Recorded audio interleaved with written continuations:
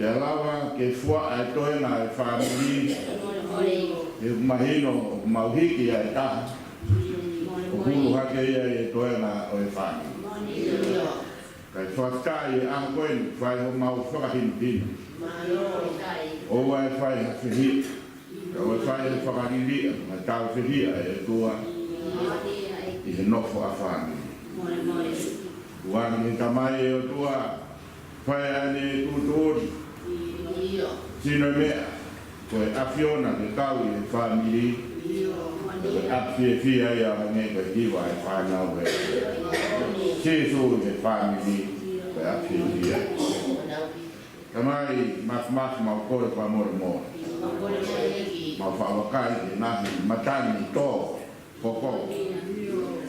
ia purea e nahi matani koe a mau Pononga ki he afiona, kai te mau ofo, ki he mau moto hi fō.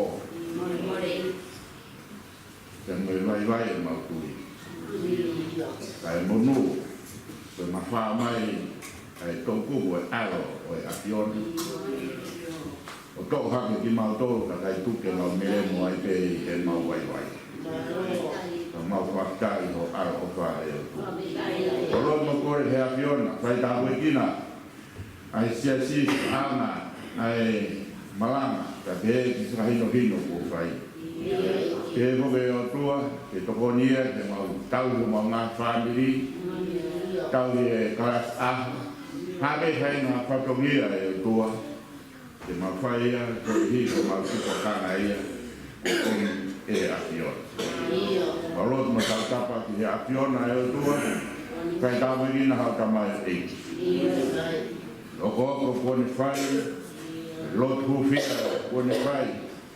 tukaia mo famafana ake o tua ai ni teu e fatonia i amponi ma fakaya wanga dea monu wanga dea akrese o tua e ko fatonia i e family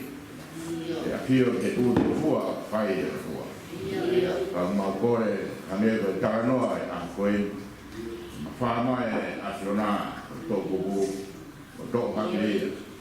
ia whai se isa, ia ofo, kātoa pe o tua hange koe vete ka me lea ko whai i ka wako, ke mau pe he whakatahi ka moe maranga o e akweni, oi, kā koe ake o tua.